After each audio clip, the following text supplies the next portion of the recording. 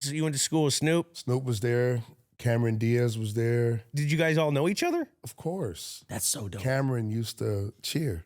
Yeah. Cheering for a boy, Yeah, Willie right. Mac. So in 2017, I'm walking down Calm Ave in the park. I swear to God, it's Cameron Diaz. She walks randomly right by me. Did you say hello? Didn't say hello. Didn't say hello. Great story. You should have told her you know Willie. It's a great story. I know. I should have said, hey, my friend's Willie Mac. They call me Squirrel. I'm kind of a big deal out here in Boston. Welcome to Games with Names. I'm Julian Edelman.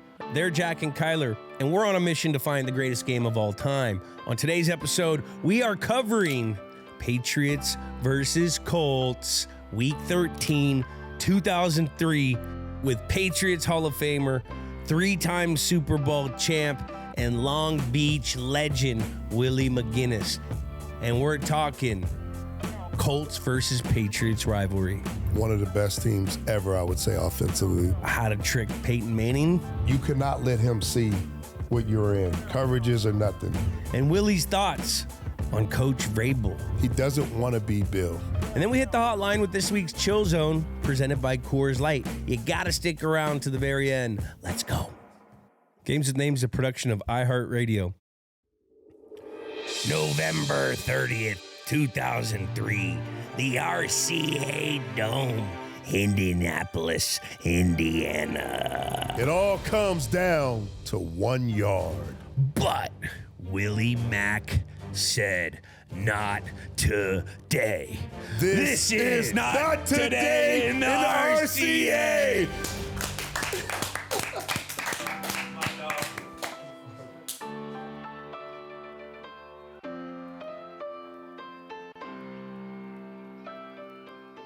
Welcome to Games with Names. Today we are looking at Patriots versus Colts early on in the rivalry. Week 13 of the 2003 season with Willie Mac. In one sentence, Willie, why did you pick this game? It's one of the games I think a lot of fans from Indianapolis hate me for. Just because of what came of that game, you know, what we got out of it after the game. We got home field throughout, and the infamous, they called the fake injury. The fake injury. The fake injury. Is this the greatest game of all time? It's one of. I wouldn't say it's the greatest because it's you know, it's a regular season game, but it had a lot of emphasis on where we went that year. But it's one of. You know, you can't ever, you played in Super Bowls and played in big games. You can't ever like stack certain Super Bowls over regular AFC championships or games that had a lot of implications on where you landed. But it's a foundational It's win. it's a memorable game. Yeah. It's an important game in my career, of course, because a lot of people remember that. Yeah. This is an insane game. What is the greatest game of all time to you?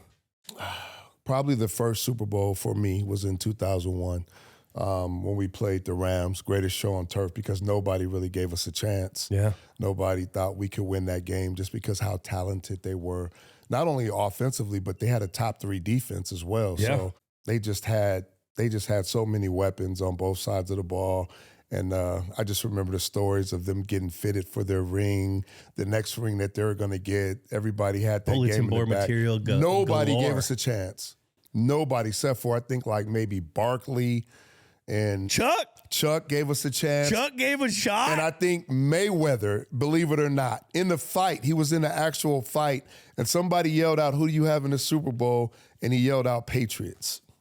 Wow. During a fight, an I gotta look actual that up. fight. My dog, That's crazy. he gambles on it. I think They he's both won do. a lot on us. He's won a lot. And it was only like 2 or 3 people that picked us to win that game. Like of all the talking heads, We had Ernie Adams, Ernie, and we talked on that game. And the famous Ernie. he was so ecstatic about the defense, how you guys, because that was like the highest scoring offense in history at the time. Yeah. Like that was, and that pretty we much. had to change everything because of their offense, of how electric and explosive they were and all the weapons that they had, all the Hall of Famers that they have offensively. We had to change pretty much everything. If we tried to play the way they played, it wouldn't have been close. No. Yeah. And then, a rule was changed after that game too, I think, right? Or was that after this one as well? It was after this. It was after one of We these. had a couple rule changes after There's always rule changes. Rule changes when the Patriots win. Man, it was good to see you at the Hall of Fame, bro. It was, man. Congratulations, too. Well-deserving, man. A guy who was always scrappy, came up with the big plays, played hard, played through injury, tough as nails. And I told a lot of guys this, you resemble like a true Patriot. Like that, you mentioned it, the blue collar, the hard work, the never giving up, just constantly going after it. And it was when your number was always called, you always made the big play, man. So I appreciate congrats. that means a lot. What people don't realize, the lore of Willie Mac in our locker room was like the Patriot way. He was the Patriot sheriff in the locker room. And to hear that from him means a lot, because we idolized you guys because we were dry for 10 years before, after that whole thing. And you guys were the standard. And we kept on hearing about the stories, and Bill would bring you up as examples. And, to hear that from the guys that I looked up to. Quick question. Did that bother you guys? Because it bothered me. I heard different stories. Like, damn, I'm tired of hearing about the other guys, but it wasn't like a comparison, was it? Was it more like this is the blueprint to winning? You know how Bill is when he I got you. puts up other tape. I guarantee he was putting up that Lawrence Taylor tape on that on the tackle guard, the pull, the toss gator trap that everyone runs. Right. I guarantee, like, he would bring up you guys and in crucial situations yearly. Right. And at first, it was awesome. But then afterwards, it was motivating, because after we won one, we're like, all right, well, we want to be in that category. Right. And then you win another one, and then and like, oh, we could maybe match them. But just the formula, though. And I think he did it to say this is the formula. Exactly. Like, it's the preparation, it's the hard work, it's trust me. Like, if you do things a certain way. You guys are all different, right? Yeah. But if you do things a certain way, this is the end result. 1,000%. And it was that I tell people that's an advantage also for when you have a staff that sticks together for a long time. Yeah. That's hard to do. It's hard to do. And also having the same systems in place for a decade before you. So when you're installing what your template is for offense, defense, special teams, you have countless examples of how it's done right. Right. And that's a huge thing for teaching it. And that's why, like, the Chiefs are in this pocket where all they got to focus on is situational football, because all these motherfuckers come in and they know how to win because of the number one guys on that team winning. They know how to do it. The system's been in place. And if we can walk through it, we can show it. Like you said, we can show 10 years of it. Yeah. We can show players like you doing it. Yeah. We could show you whatever example you need. You can go to the tape and show it, as well as, like, here's what we're doing. Here's the install. Here's what I need you to do, blah, blah, blah. I don't really understand. Okay, well, we're gonna go walk through it. And then, by the way, here's like 10 guys doing it. Look, Ninkovich. You can't get past the quarterback. Look how Willie Mac does it. You get to the depth of the quarterback, and then you got motherfuckers yell at in our head. Yeah. Like, I can still hear his voice doing that all the time. But the crazy thing is, you played for Parcells and Belichick. And Pete Carroll. In the middle. Did you see some of the Parcells and Bill's approach to things with his own? What was his wrinkle that was different? What were some of the similarities? I think with Parcells, like, because Belichick coached under Parcells, he was part of that. So he was part of that. And then I think Parcells, like, had his way of communicating. He had his way of doing things. It was that era. And I think once we got with Belichick, he had already been another head coach with Cleveland. He had left, did his own thing. Then he came back. And I think he understood that there's certain principles and things, the foundational things, like you mentioned, that I need to keep in place. And if I want to run a certain style of system, I got to have certain type of guys. That was the other thing. It was always the DNA, the makeup, what type of guys. Yeah. And to fulfill those roles and what I wanted to do. And I think what was similar between both coaches, what was super important, is they knew how to put guys in position. They wouldn't put you in a position where you're going to fail or, it was going to hurt the team. They will always put you in a position of strength where they knew that you can do X, Y, and Z, and they wanted a certain type of guy, a certain type of team, smart, you sit on the wall, tough, physical, preparation, all those things. Those are the kind of guys that when you were with Parcells going into the Patriots Hall of Fame, he said he had a template of what type of guy he wanted to draft. Yeah. And to fit what system. It just trickled down to Bill. And then Bill put his twist on it. He's the mad scientist.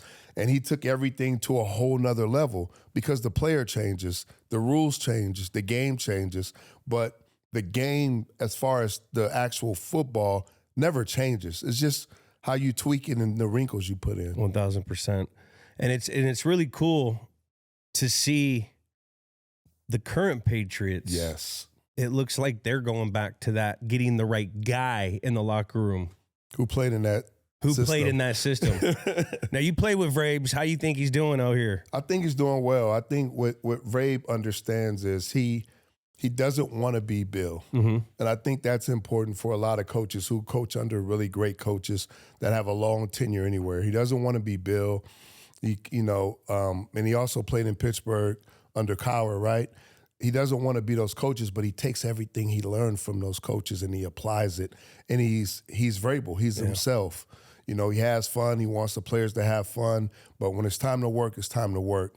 He gets after you. Everybody's held accountable. Doesn't matter who you are. Your name's going to go up on the team meeting room if you make mistakes or whatever the case may be. So I think he's found a sweet spot between all the coaches he's played for and how he wants to coach, but taking all the information he's learned over the years from some of the best. And I think you always have to do that. You don't have to be them, but take the information and use it because it works. You could tell he's delivering the information. The difference is how he's delivering it. Right. And you know what I mean? And that's the evolvement of the guy. Right. Guys need to be delivered information in different ways each new generation. Right. That's just how it is. Right. And it's been really cool. And I think working at the college level for him with Ohio State and the young kids and then bouncing around going, you know what I mean? I think that helps him too. Different. It's different now. It's different. It's different. I remember going to Georgia and talking to the linebackers and the DNs, and I was interested in how Kirby Smart taught some of the players. And it was funny. They would send to their phones, right? They would send, first of all, they'd send the play, and then they would send a picture of like the name of the play. Then they would show the play, but they would have the music going on with the play.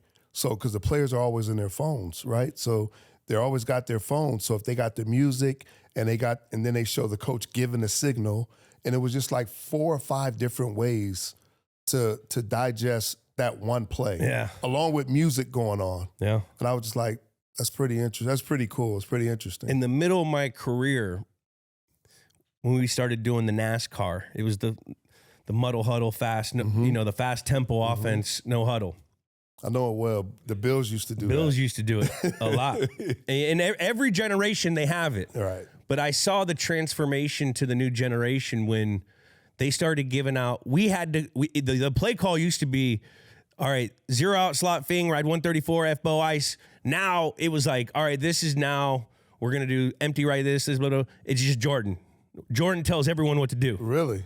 And we did, so then it was one word that told everyone what to do, and that was because that's what they were doing in college. Wow. And so I had to learn how they were doing it. And it was nuts. So like we had all these play calls that had names, and the whole play call of formation, protection, route concept, and we transformed it to one words so we could just shout it out and everyone knew what to do. And that's what they were doing at the college level. There's still some play callers that have that long verbiage of play calling. Yeah. It takes forever to get the play. And you see sometimes the delay of games and the plays coming in late. Is that Ben Johnson? Is that where the game is kind of going to now? Or do you have to? Or some of those, whether it's the West Coast, type style coaches or whatever the case may be, is it going to stay there?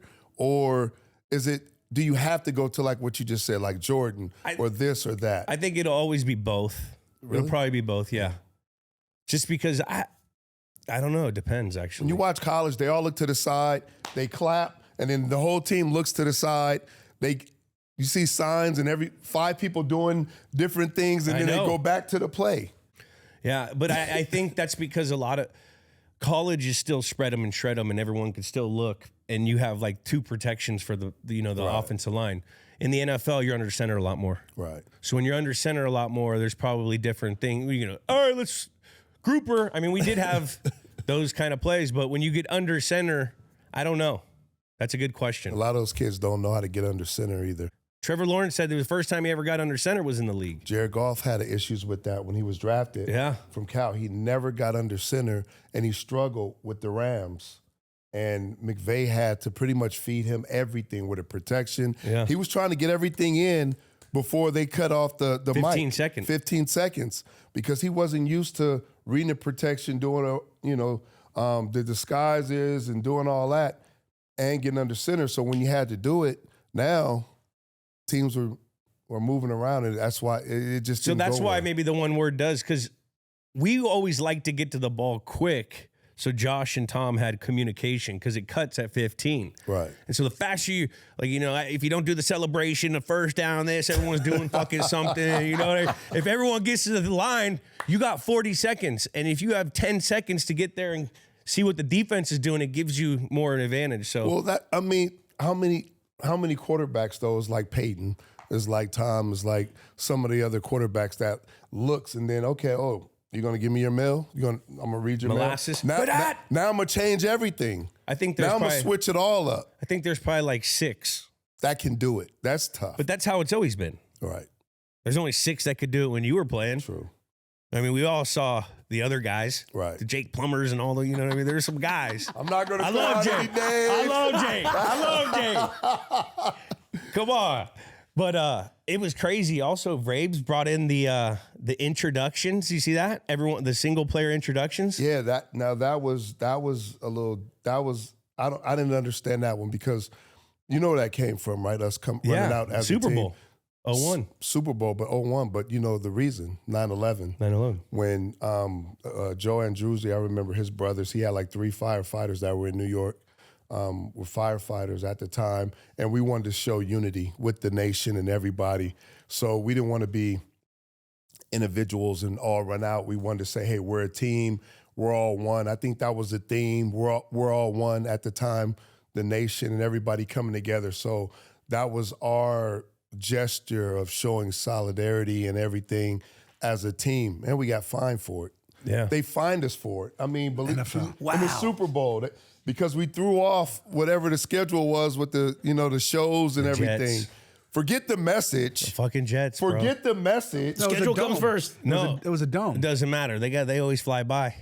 Always. The message was great though. I like solidarity for our nation, one team, one nation, whatever, and we got fined for it. I guess entertainment was a little more important at the time. Going back to your point, though, maybe Vrabes just doesn't want to. He wants to kind of write his new chapter, the new chapter of the Patriots. I get it, but he won under that. Remember, under that umbrella, us running out together. Yeah, it's true. We won. He won under that. He won big under that. He won very big. Right. We won big too. Yeah. You think this team has a shot to actually do some damage? I think so. I think they're still developing. Especially. The one common denominator with all these teams, if you don't have a quarterback, you don't have a chance, right? So now that Drake's starting to, develop and get better every single week, the defense is going to get better, the run game.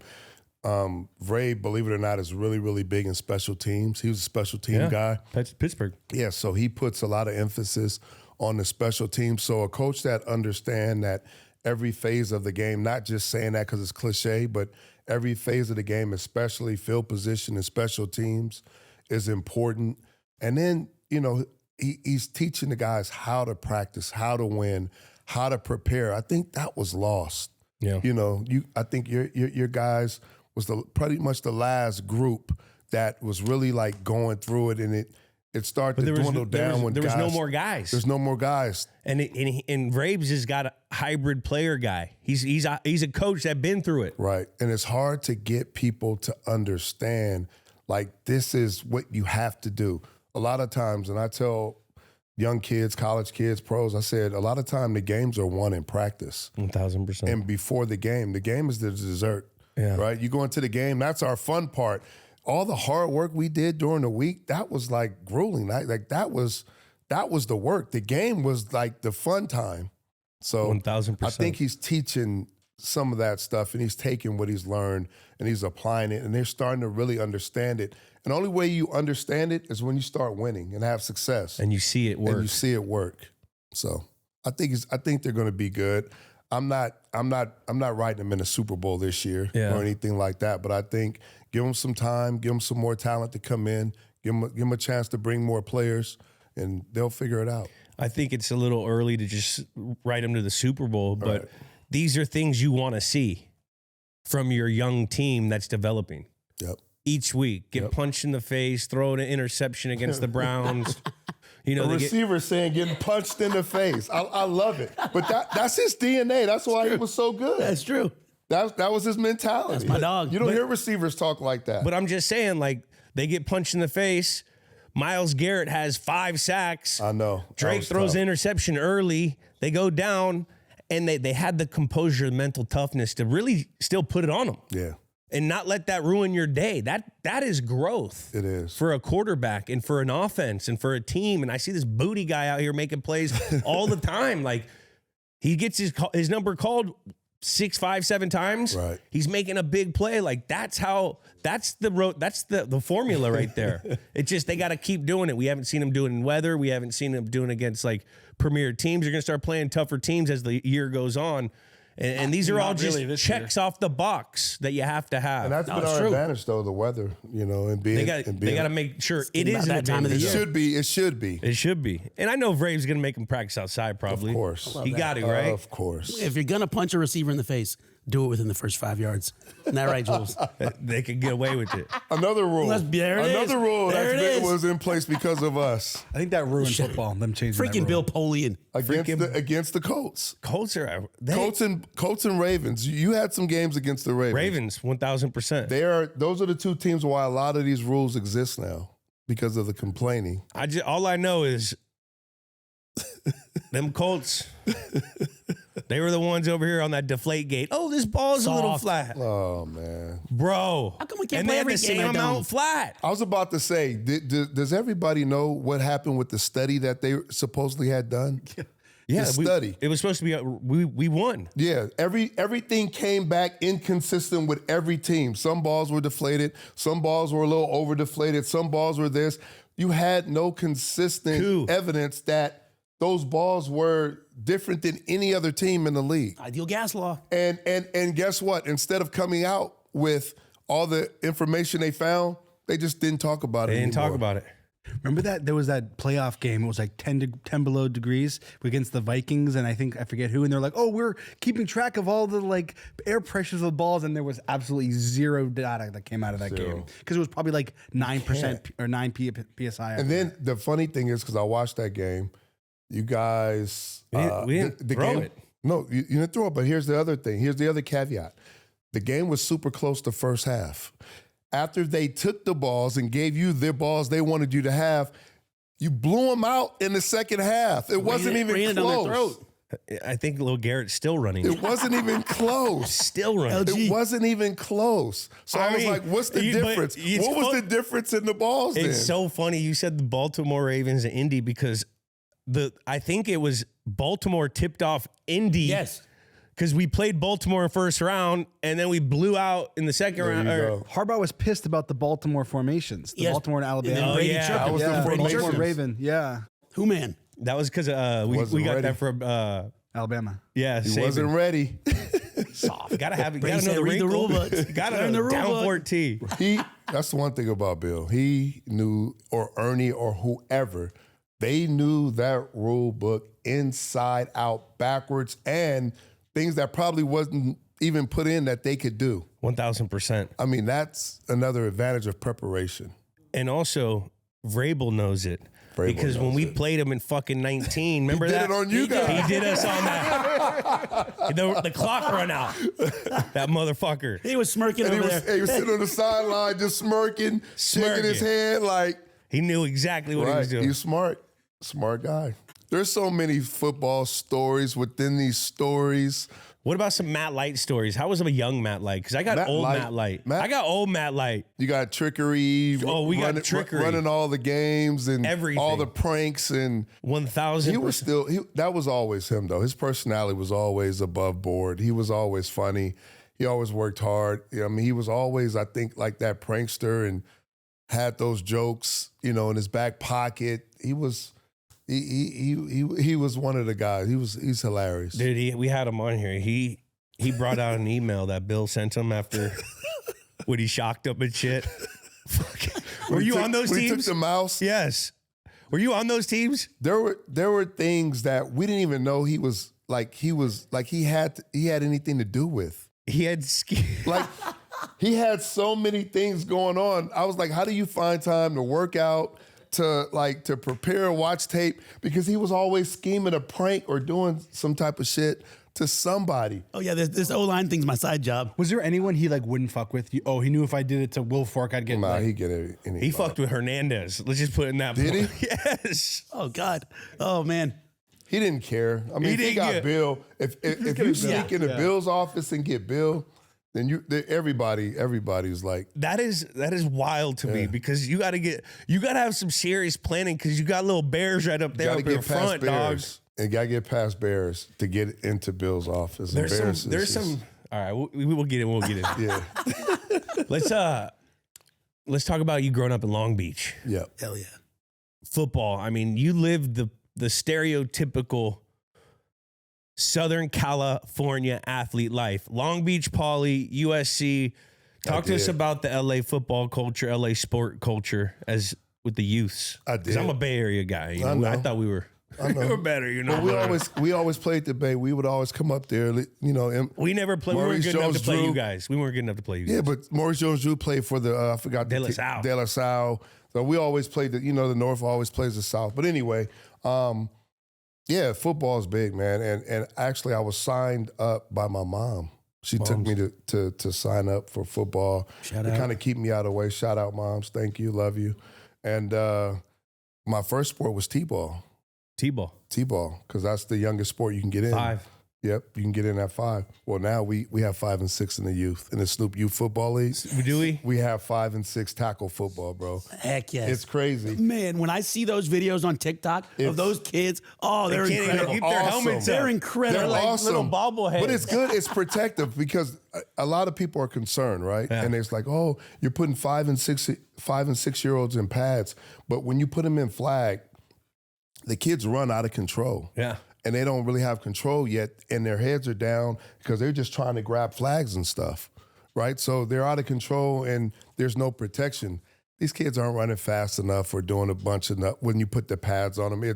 They can barely hold, the football, and they're running. It's basically strengthening their little necks. It is, but it's getting them the core techniques and stuff at a young age. That's what so I they know how thought. to get in the stance, how to hold the ball, how to use the shoulder pad versus the head.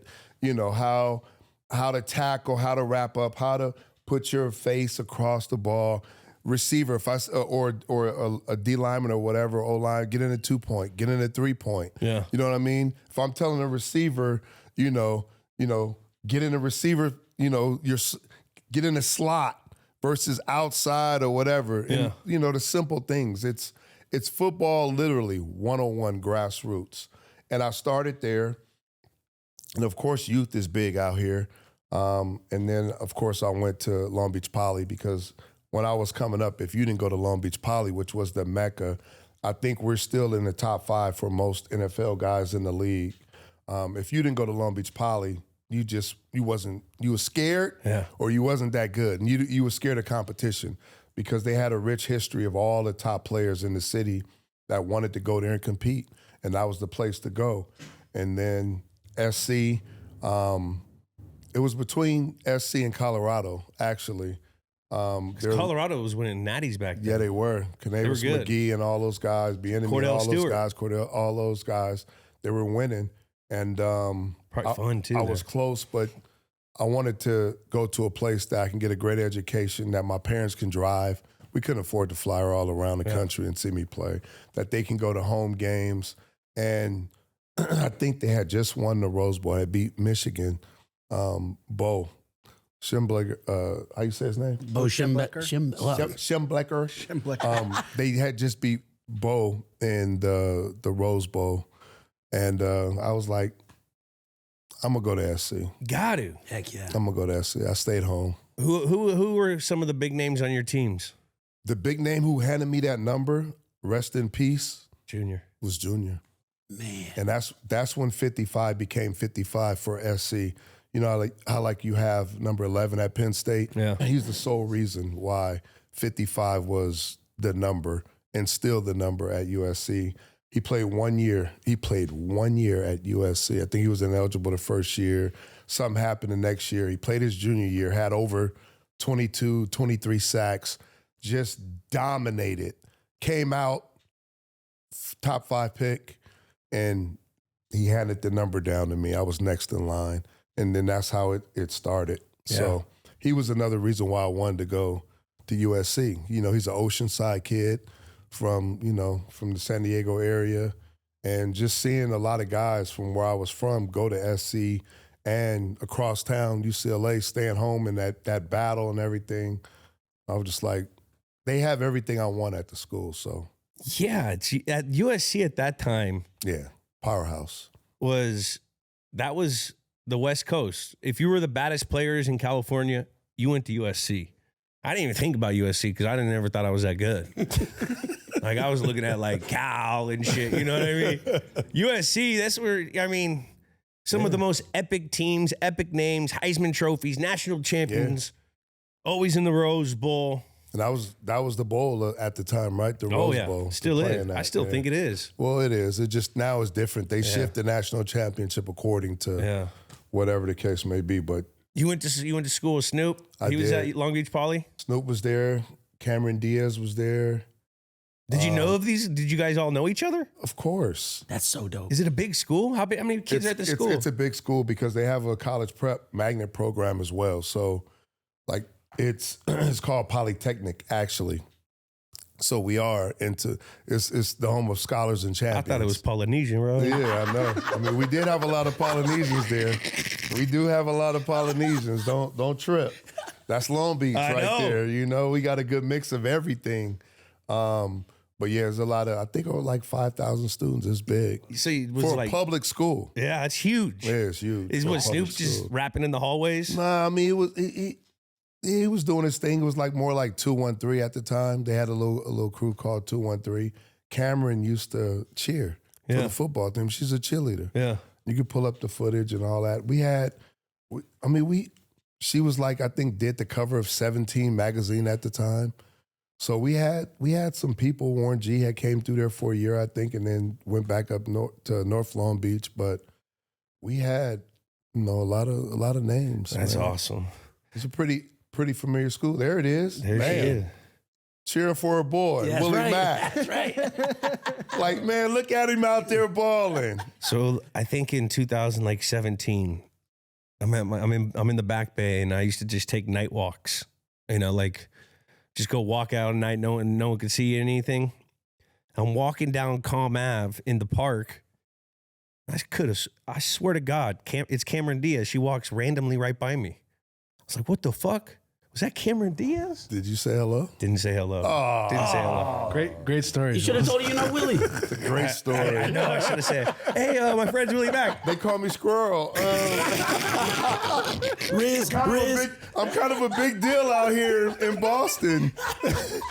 You might want to know me. It was like a movie though. It was like a movie. It was like a movie. That was my story. She does, bro. Maybe she was practicing. No, I think she was shooting a movie in Boston. I think she was shooting a movie in Boston. A lot of them were doing that. Did Snoop play ball or anything?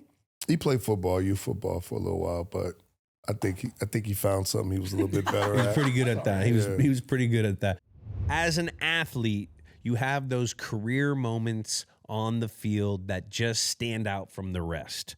And I mean, it's the same thing in the bedroom. A few instantly spring to mind, but none are actually appropriate for this show. So, point is, Rose Sparks is a prescription treatment that can make more of those moments happen. It features a dual action treatment for guys who want harder and more controlled erections. It works in your system for up to 36 hours, so you can make a career-defining move anytime the mood strikes.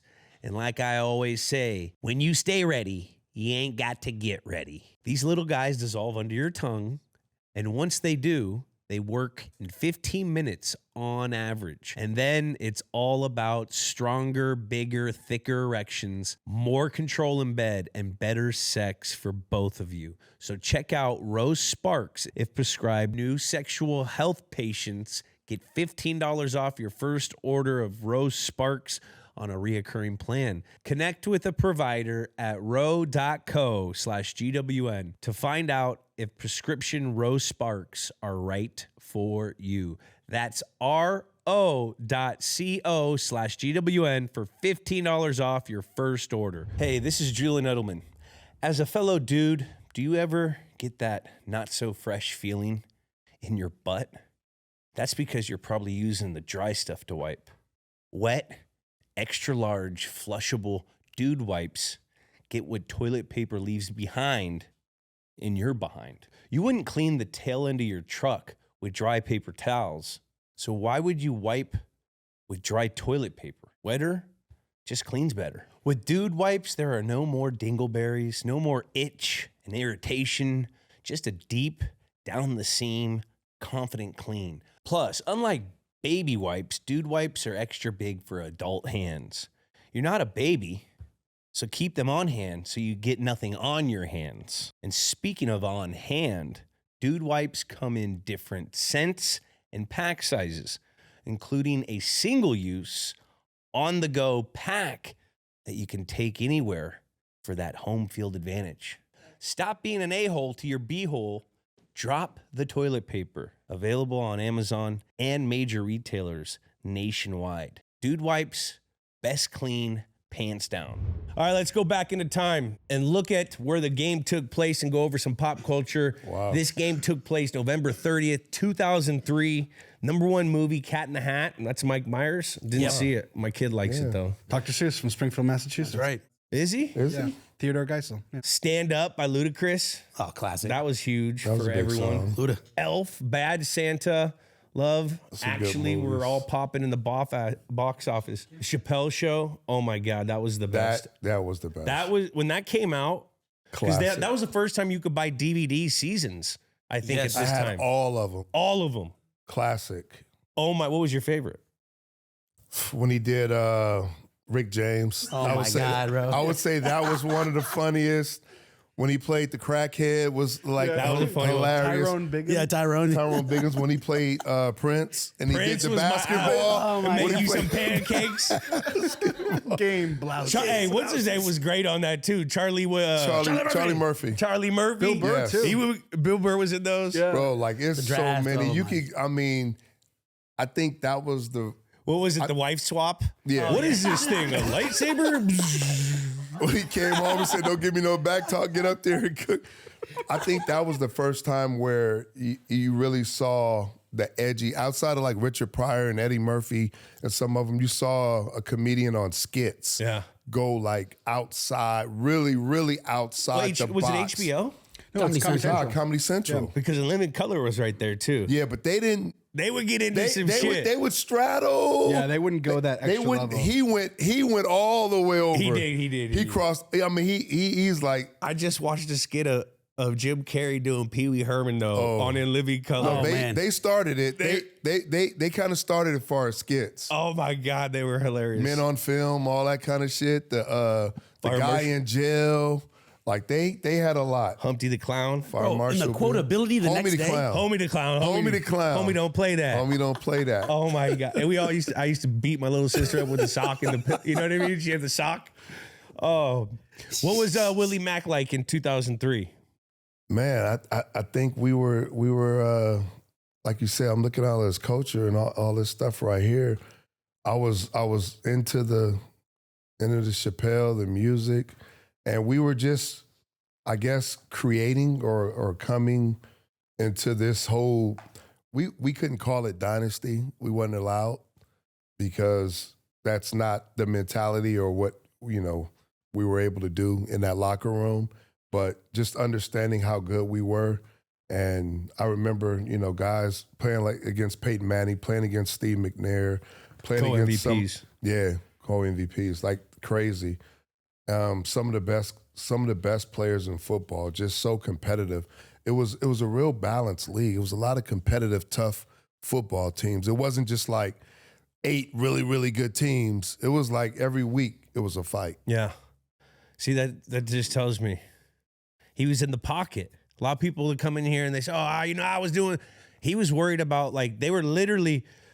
I try to tell people when I was in it, in the whole Patriot, and when we were in that we're in a pocket, like, you didn't enjoy anything. You were so worried about, like, Yeah, I was there. you know what I mean? You're so worried about the process of winning and going out, and like, you enjoy it afterwards, but you enjoy it for a day. But like, you had a lot of shit going on, but you know what I mean? You'd watch something here, but you're in a pocket of like, all right, can we keep it going? The teams were too good. Teams are too good. They were too good. So even here, after one Super Bowl, you were feeling that this team was special over the course of... No, after the first Super Bowl we won, we didn't even make the playoffs the next year. But then this year... We didn't make the playoffs because we had that feeling. Like you said, we got comfortable. Yeah. We were like, we won a Super Bowl. This is how it's going to be. We got the same team. We're going to get more players come in. We'll be back. And we end up missing the playoff because we needed, I think, the Jets to beat, or Green Bay or somebody to beat the Jets, which they should have. And we were sitting around waiting on the team to beat another team to get in. And we didn't handle our own business. Mm-hmm. And we got complacent. And we thought because we won the way we won, we beat the best team, one of the best teams ever. We'll be back easily. We didn't even make the playoffs the next year. So that was the eye-opening, and that was something to tell us, hey, this isn't promised. Like, who won it in 2002? But the Bucks? Was the Bucks? Yeah. Played the Raiders. No, it was the Rams, wasn't it? No, they won it before you guys. They won in 99. And Yeah, then the Bucks before you, they were trying to repeat, It was the Bucks. and it was the Bucks. 2002, 2003 season? It's Warren Bucks blew them Sapp, out. And then Derek Ravens, Brooks. Yeah, it was the Bucks. When Gruden went over in the trade, first year from Raider, like, that's Raiders. fucking. That was nuts. Who we played against. I know, in the Snow Bowl. In the Snow Bowl, we played against. That's what I'm saying. Like, it was so much. We had Charles on like It was, a couple days ago. He didn't want to talk it's about still it. a fumble. It's not a fumble, bro. Now when you see that play happens, it's like, I never heard of the rule until they called it. But after that, I saw it like almost every other week then. You saw the same call. It was the right call. It's a stupid rule, but that was the rule. Hey, I was grabbing my helmet on my way out to the field. That's all I know. I thought it was a fumble. I didn't see That's it. kind of like in 18 when we threw the pick, but there was a offsides. Mm-hmm. I didn't see the flag. Guy came up to me and said, "You have a good offseason." I'm sitting there throwing my helmet. Fuck you. Shout out D Ford. And then I saw the flag. I'm like, oh, we're back. We're back. He was like, hey. It's like, fuck you. Also, this is Nick Saban National Championship LSU this year. Yeah. Is he going back? Is he going back? I don't know. There's internet Saban's not conspiracy. going back. Some of the rumors are out there. He don't want to deal with these kids. I don't know. Lane train? There's a lot of good jobs. Oh, it's a wild time in college football. Is he still on the board, the college? Oh, let me look. He might be. Because I know he was on the board. That's a good point. I would say if they change the rules, some of the rules, as far as this transfer portal, and they already tried, I think, to put like... There's only one time you could do it now. Yeah, but also the money. They also put like a limit on the money per school, right? For you can offer for NIL. So I think if there's some type of balance amongst all the schools where you can't outbid or say, oh, I got more money, I can get more players, or whatever the case may be, I think he would consider it. I just think it got out of control and he got tired of dealing with it, like you guys said. No, I can see that. And the jobs open this year are crazy. Penn State, and they're LSU. paying. You see what they're paying? Unbelievable. These coaches are getting $70 million, $56 million buyouts. You don't even have to coach anymore. I think coach's buyout's only $1 million. I saw that. What's up with our guy? $1 million? That's it? Yeah, he put it in there. If he takes a job or something, he can. There's some. Does it have to go to Steven? I think so. I think that was seriously. I think that's in the contract. Yeah. I don't know. I mean, it's kind of like how it was set up in the contract. It's like I might not want to be here. Yeah. And then if I don't, it goes to Steven, right? Yeah. Then I got to buy him out. They're just buying people out. It's insane. Brian Kelly, 52, 54, whatever it was. Florida State, if they move on from him, it's $100 million. Oh my! Are they going to move on gosh. from Florida State? Oh, man. Yeah. $100 million? Crazy. They can't move on. The jobs that are open this year are absolutely insane. Premier, man. Premier. I mean, it's premier jobs. It's premier jobs. LSU, Florida State. UCLA. when have they been good? Penn State. Florida ain't been good in 15 years. Ain't a premier job no UCLA. more. No, I Virginia Tech, Nah, but I'm Hokies. saying it is a premier because players want to go there and play. The facilities, the this, the that. These players don't care about facility. They care about money. I get Turkey. it, but they have money. You just got to win. You got to get back to winning. All those schools What's have up with that donors, C? like crazy. Can we we don't have no 55s. They're trying to figure it out, and it's a reason.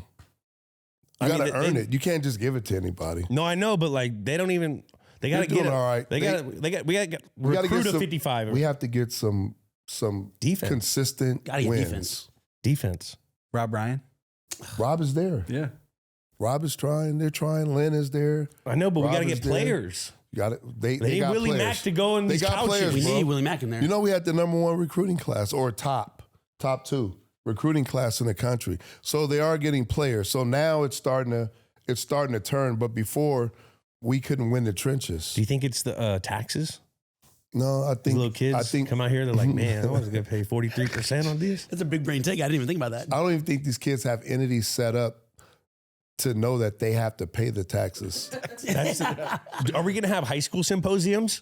We need to. We need to start bro. educating. We need They to. need to have fiscal classes on these kids in high school. Because these agents / NIL, I have an NIL division, which is ran by the agents, should be teaching them that. And they should be understanding, because I think when the parents or family members get the money, they start spending and they don't know you got to pay taxes on that money. And depending on where you are, you got to, it's different. Do you have to do like the different states if you're Yeah, if you're UC, See, I don't- USC that's the playing? one I No, don't because know. they're, Well, they're we not used- getting paid per game, where they they're play. getting No, paid per to, week. I think they're probably getting the majority of their money in the state that they're. But You we would choose- travel. We had to play on the road. We had to pay taxes. Yeah, because we were getting paid per game. Right. I don't think they're getting paid per game. I don't know how their Getting paid for contracts are name, up. image, and likeness. I think they're- yeah. Is there? Because all our off the field stuff was always wherever your business was. Yeah. And their business is all going to be. They're not. I mean, Yeah. if you got some smart little jokers, they got little S corps and stuff. I was gonna say, what if they have a house and their in family Delaware. still have a house like in Texas or Vegas where there is no state tax or whatever? You run everything through there. I know. I mean, that's a whole lot, but That's a I'm just whole saying. lot. Blue Hens become a fucking High school players are getting paid. They're getting paid. High school, college, everybody's getting paid. Crazy. So I just think there's got to be a certain I tier think that's why or whatever. our sports are kind of losing a lot of the culture. the American. It Look stinks, at man. Look at basketball. We hadn't had American be MVP in like 8 years. Since Harden, Yeah. 10. You know- it was over 10. 10. Baseball. Ain't none of. I mean, we have a couple spring. The black community's not even represented in baseball anymore. Not really. Which stinks. It's all like the Latinos and the Japanese. There's like no There's a couple. There's no like the American player in football. Wait until they start bringing in these Germans. They start bringing in these Germans. We've played with a couple of them. They're starting to come in. I don't know, Nah, I man. don't I don't know, man. I don't know about that shit. I think you're reaching. The Indianapolis Colts. Some real dirty. Let's jump into the game, We got Jackie. Dirty How about Nowitzki the times at Colts? Colts. Yeah, jeez Louise. 12-4 Colts. Tony Dungy. This was the second year of the Tony Dungy era. Tom Moore was the OC. Tom Moore, that guy's still doing it. Tom Moore. Offensive Jeez. consultant for the Bucks. Man. Insane. And they're doing well. Yeah, Very they're well. balling. Dude is 86 and still showing up. I love that. That's a football guy. Jeez, 86. Lifer. We had Dallas Clark was a rookie this year. Robert Mathis He was was a a rookie. baller. Ballers, man. Oh my God. Second ranked offense, we remember that. Almost 28 points a game. Defense, not so hot. Ranked 20th, letting up almost 21 a game. Peyton Manning, this was his co-MVP year. We talked about that earlier. A lot of Hall of Famers on this team. Edge. Manning, Edge, Beast. Marvin Harrison, Dwight Freeney, Tony Dungy, and Bill Polian. Only knew how to build Reggie an Wayne should offensive be on team. that. And Reggie Wayne should be on that list for sure. That's a good team. I mean, they had players. They just wasn't. They were defense was really, really good when they were ahead, which they were a majority of the time. Yep. Because they get after you. Yeah. They wasn't really physical, but they would get after you. They had great pass rushers, and they had some good DBs and secondary guys. Was it always a little different when you had to prepare for this team? Yeah, always. Just because we talk about adjustments in game, halftime, sideline, whatever it is, the sheriff, Peyton Manning, was probably one of the best to ever do it. And he was smart. He did his research. He did his preparation. He knew you look at our side, all our D coordinators and defensive. He knew everybody. He knew what they liked to run. He knew their tendencies. He knew where they were good at, where they were weak at. That's a true story. He would study coordinators and defensive personnel guys just to understand what they like to do in certain situations. And it always came down with them to the situational side of football. Yeah. There's always adjustments. So this was one of the teams that we couldn't do the exact same thing every time we played. Spin the dial every third down? You had to switch it up. Even we always had, and you can appreciate this because I know you guys did, two halves, first half, second half of adjustments in different plays. Because I remember when you guys played Atlanta in the Super Bowl, when you guys played the Rams, you had a whole first half, and then you had a second half, but you didn't need to switch it because they couldn't stop the first half. But that was them.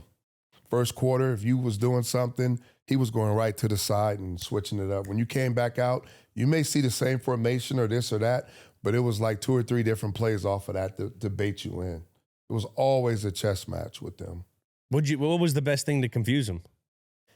Well, Peyton used to always wait till maybe 6 seconds before he snapped the ball because he wanted to see everything. He wanted you. So that's when we really started disguising. So later you saw Baltimore doing it a lot. Remember when Ed Reed used to run down and they used to do all the movement? Well, it was because we started that with him because we knew if we got in position and lined up with more than whatever seconds on the clock, he would change the play and then snap the ball and attack our weakness. So we would always wait and hold off, which is going to play a factor to later why this is one of my favorite games because we used the play clock against them and it ended up going against them. It went, we kind of burned him with something he liked to do. Let's jump onto the Patriots. Yeah, that sounds That's a good segue. I like that. Stick around for that, folks. These are the 14-2 New England Patriots. As we mentioned earlier, coming off a year where he missed the playoffs, won the Super Bowl the year before that, beat the greatest show on turf. Undefeated at home this year, and notably starting the year, Lawyer Malloy released 5 days before the season started. Yeah, that was a big story early on. And then brought in Rodney Harrison, which was huge. Started 2-2, then won 12 straight, 8-0 at home. Defense, unreal, letting up 14.9 points a game, league low, and then a couple Hall of Famers on this roster. Yeah. Richard Seymour, Ty Law. Should be a lot more, but those are the two as of now. Yeah, they call us system guys. I'm right in there. System guys that win. System. I mean, I'd rather win than be called a system guy. Amen. But it's all good. Amen. Kiss the rings. Yep. How did the team react to Lawyer Malloy? It was tough. He's captain, right? Yeah, and he was our guy. And, I was especially close to Lawyer. And it was just some things you don't understand. And Bill gave one of those famous speeches that, I'm not going to always do what's best for individuals, but I'm going to always do what's best for the team. And Lawyer was pretty much still right at his prime. So we didn't really see it coming until Rodney came in. And then we was like, oh, it's kind of like a swap out. Yeah. You know what I mean? And maybe he felt that Rodney brought a little bit more than Lawyer. But at the time, we didn't see it. Lawyer was physical. Lawyer was all over the place. Lawyer played aggressive. He played the run. He was good in the pass. Great communicator, great teammate, super physical. He was a linebacker playing safety, kind of like Rodney. But we didn't get it, Yeah. But it ended up, of course, working out. It worked out. That was when that year started with Lawyer winning 31-0 against us. We went to Buffalo and they kicked our ass. And he was with celebrating. Bledsoe too, right? With Bledsoe as well. We got rid of Bledsoe.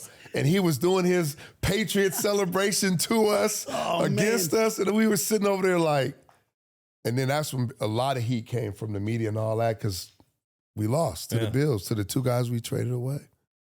Crazy. But whatever. What a way to start the year. It worked out. I think it worked out. I think so.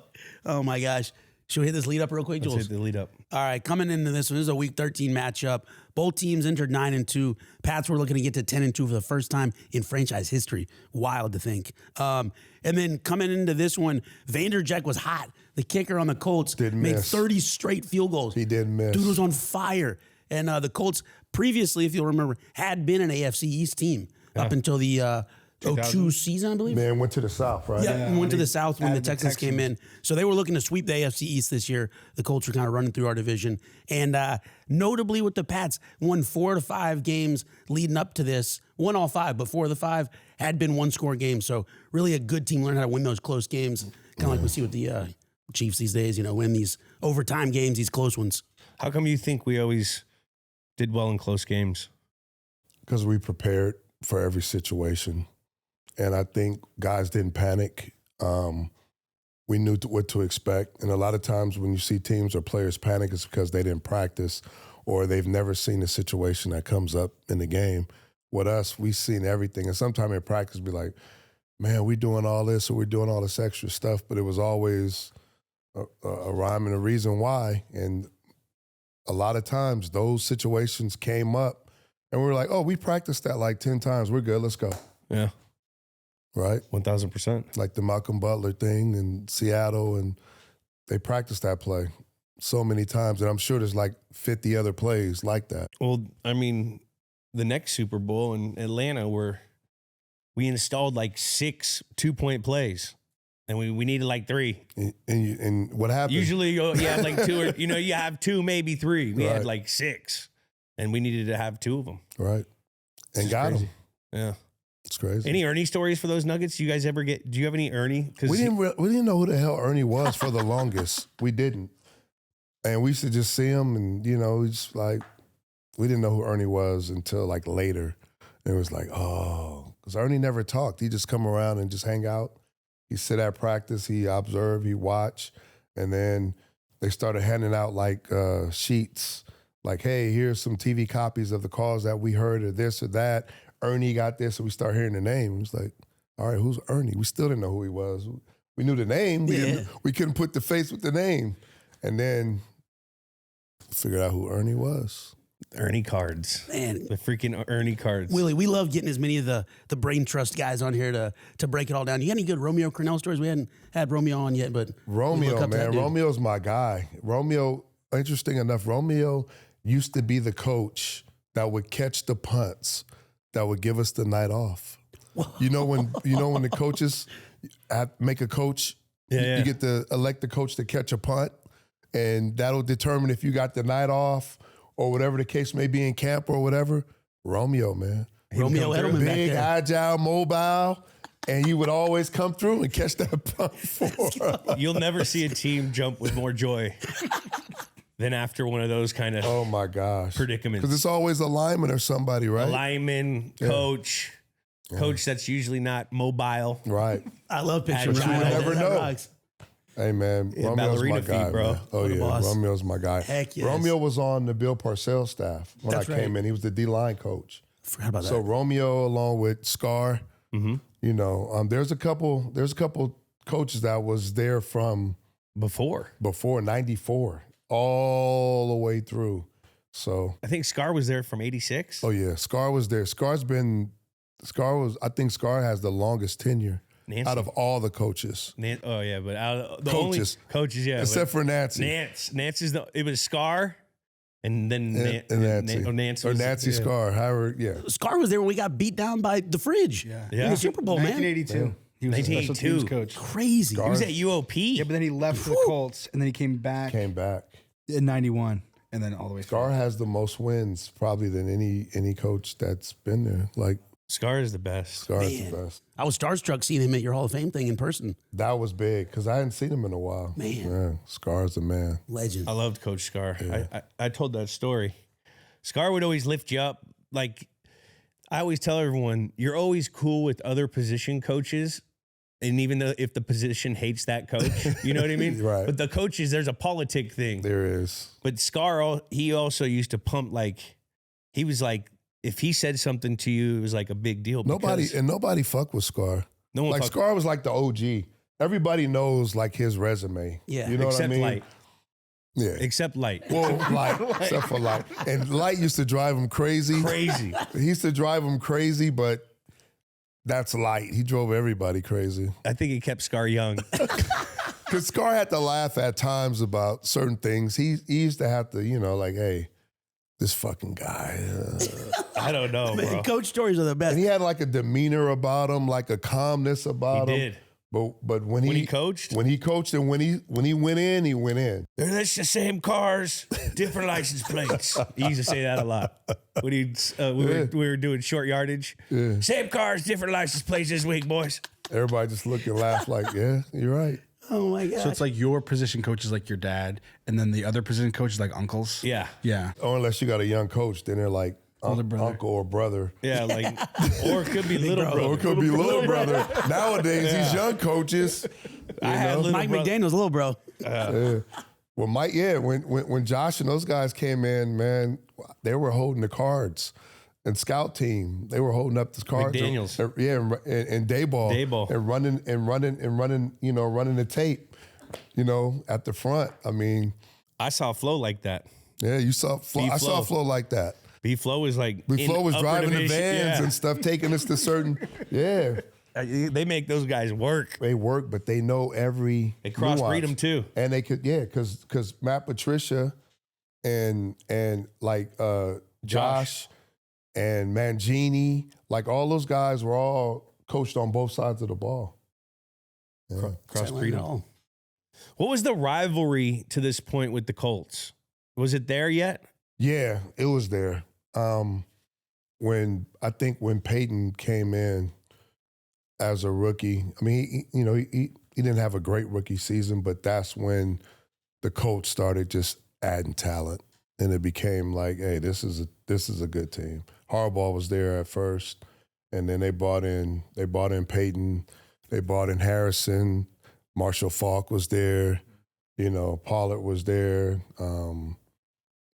Reggie Wayne, like they had talent, bro. Like on paper, one of the best teams ever, I would say, offensively we've ever played against. They were just tough. And then when you got a quarterback like that, that's super smart. Chess match. Yeah, and he's a student of the game. It became our instant rivalry in the division, and then you said they switched, but they were still, it seemed like we still played them every year regardless. Always. Top of the division. Yeah. Just a little context to that. Played him twice in 01. Brady won both of them. So this was the first meeting since 01. So Brady's 2-0 against Peyton at this point of the game we're doing. Willie Mac might get mad at you for saying Brady. No, What? I don't mind. What you mean? The Pats. Think I'm about just it. saying, Brady bro. Think about it, bro. rivalry. My Like when bad. we played My them, bad. it was Peyton versus Brady Yeah, every I time. know. You know how it goes. I was in the last one. Yeah. I was in the My 4th bad. and 2 game. Remember when Cave Feezy? That was a first down by guy. Oh, my I don't know. Was it? I Fired don't up. think it was. Do you know why you went for it? Because we weren't stopping him. There you go. And that would have been the game. And Bill said that he had to put the ball on the side of the ball that gave him the best chance to win. Well, that was And it was, pre-analytics. it was you guys. Because they had drove down. I was watching. I was in Cleveland at the time. Can't say I was rooting for you guys, but I was hot because they I should have been there. But anyway, Peyton had 2-minute drives and went down and scored back to back, I think. And Bill was like, shit, we can't stop him. So I'm not going to give him the ball again. Yeah. I believe in you guys.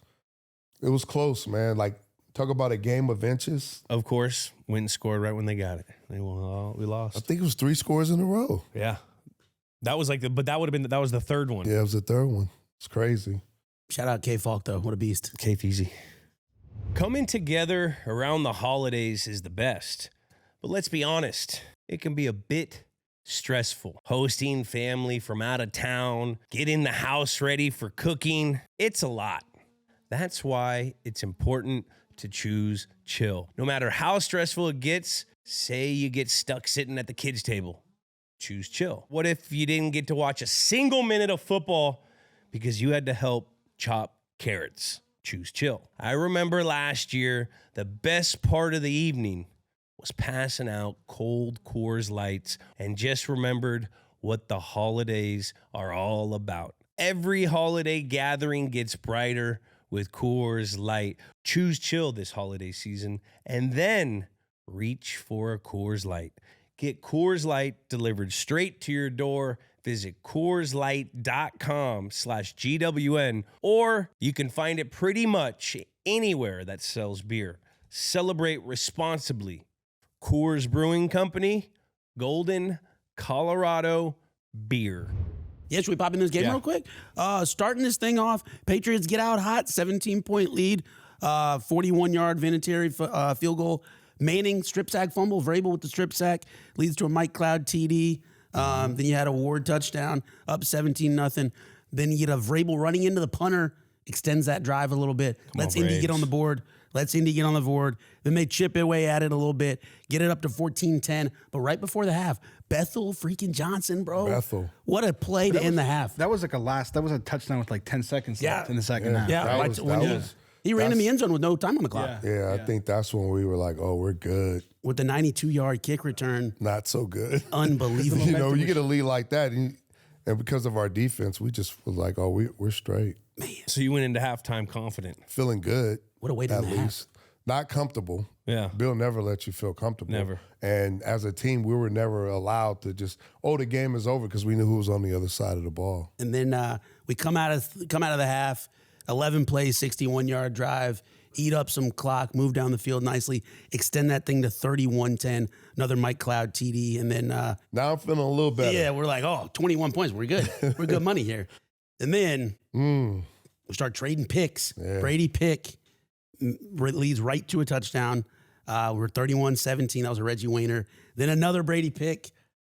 Man, right at the end of the half, sudden change. Big sudden change. Sudden change. Right away, TD to Marvin Harrison. Now we're starting to kind of sweat this thing. It's 31-24. I don't love that. And then early in the fourth, Indy puts together a nice little 10-play drive, ties this thing up. We're at 31-31 right now. Wow. They scored, 21 points in like 6 minutes? Yeah, it's insane. Yeah. So what are you thinking after that? I'm thinking this is what type of game we thought it would be. We didn't, like I said, that was like a mirage going into halftime or going up. Like I remember everybody saying it ain't over. There's two halves. The game's 0-0. All those different things that we always say when we're in the locker room. And when they started to make this push, we were like, okay, this is what we figured the game would be. Our expectations that it was going to be a close game anyway when we started. So, our conversations were we're going to have to win this thing in the fourth quarter. They're not going to stop, whatever the case may be. So us being up like we were we were a little surprised, but we wasn't like content and knew that, hey, it's a wrap. No, we knew it was far from over. Thankfully, after that, we get another one. Bethel Johnson again, 67-yard run back. Game, bro. He did. Starts us off at the Indy 30. Quick score. Tom finds Deion Branch for 13 yards. Only scored with like 8.5 minutes left, so a lot of time left. We took the lead 38-31. Deion whips out one of the greatest TD celebrations you'll see in a long time. Underrated. People, I think Deion used to dance back in was that college. True? Oh no, Lil Dirty. Lil Dirty got Dirty. He got a couple nicknames. So it kind of alludes that he used to do some extracurricular for a little bit of change Dirty on the Dirt. side. I like that. I don't want to put him out there. We'll talk about it later, Dirty. Yo, Phil Sims on the telecast. He's like, oh, that was quite the dance. Hey, Phil Sims gave Dirty a shout out. Dirty. Rock. Oh, man. Dirty just always call everyone dirty. Yeah. Hey, what up, Dirty? What up, Dirty? Peyton and them come back, second to last drive that they'd have it. Big sack by Willie Mac and Vrabes on that drive, but they end up getting a field goal out of this, 38-34. That leads us to what would be the final score of the game. Holding them to a field goal at that point, would that felt like a win? Huge. Yeah. Huge. Yeah, because we couldn't stop them. Obviously, if you look at, the drives they had and how they were moving the ball, we were struggling.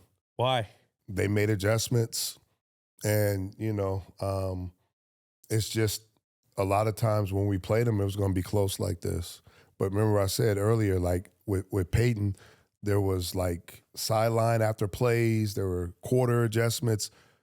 That's halftime adjustments. You see the halftime adjustments. And, we were making adjustments. They just had an answer, and they were just making plays.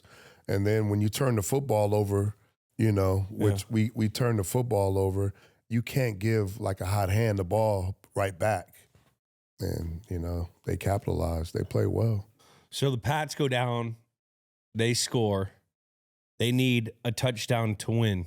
What's on the clock? 2:57 left. Tom almost threw another pick there. Yeah. Ken Walter punts it away. Didn't burn a lot of clock with 3 minutes left. They take over at the New England 48 after the punt. 2:57. Oh, they punted. Yeah. Yeah. So 2:57. Get it down with 40 seconds left. Driving it. And Get they're it down to the driving. New England 2. They're moving. Moving. You So got edge up the middle. Are we at the all right, guys, we're going to bend. We're not going to break. No big plays. Let's get them down in the red area. Try to get off the field. We didn't want to get them down in the red area. They were just moving the ball. And a little caveat before we get into them moving the ball into the red zone, all week, how Bill has these situational footballs and these nuggets. All week we watch tape, we would show that if a player was hurt or down, that Peyton would, and you try to run a player on or player off, he had a call where he get to the line, quick snap, get you with 12 men on the field, get the penalty, get the extra yards. So we knew that. And you could hear Bill all week long telling the defense, listen, if you have an injury or if there's something wrong, don't try to run off the field because he's going to run up to the line and he's going to either catch you trying to run off and us trying to run a guy on, and we're not going to be set and ready to go, and we're going to get hit with a big play.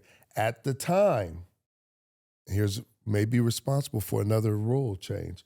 At the time, they didn't have that you lose a timeout or you had to lose a timeout or the rule that they have in place now. So injury was an injury timeout, right? They didn't have that. You get forfeited timeout if you get hurt. Yeah, they didn't have that at the time. So of course we knew that.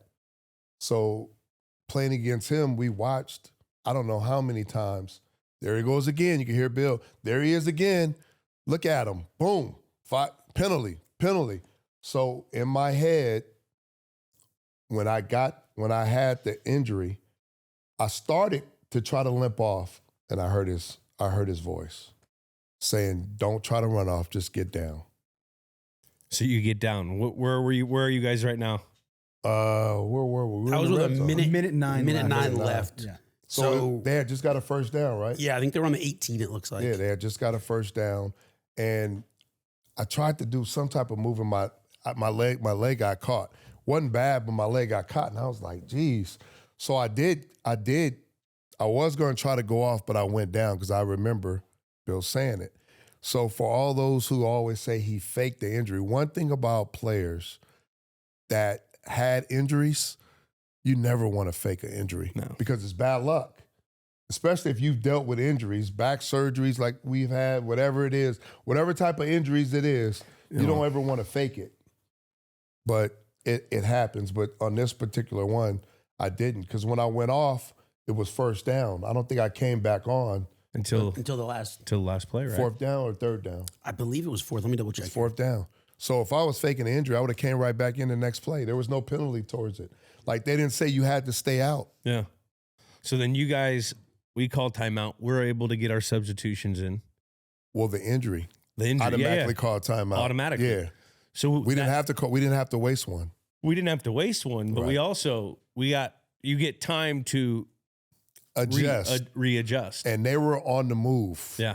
Like he was moving the ball, and you know him. He Take likes a little to of that go. momentum out. They were down to the 9, which is crazy. Willie, one thing about that with an injury and playing on that, were you playing in basketball shoes? Like, what was it like playing on that old turf? Yeah, that old turf was terrible. It was like we just had the small nubs on the turf shoe, so it was like a tennis shoe with the small nubs.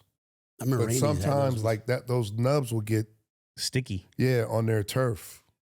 Real sticky. Yeah, that wasn't. I And don't you think get that scratched was. up. Yeah, I don't think that was the new field. That was that's old AstroTurf. That was the old one. So yeah, it was bad. Carpet. Yeah, Oh, it wasn't concrete. You feel great. like you could get great jumps though?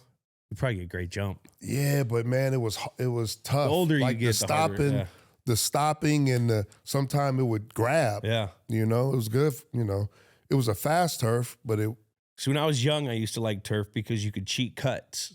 You know what I mean? You didn't have to, like for receivers, you could like run and like you could cut off the inside foot. You remember Bill was bitching like, it's raining, cut off the outside foot, inside part of your, you know what I mean? Right. So like you have to be fundamentally sound on long grass. You gotta understand. You gotta think about it. So that takes us to the final goal line stand, the absolute piece de resistance of this game.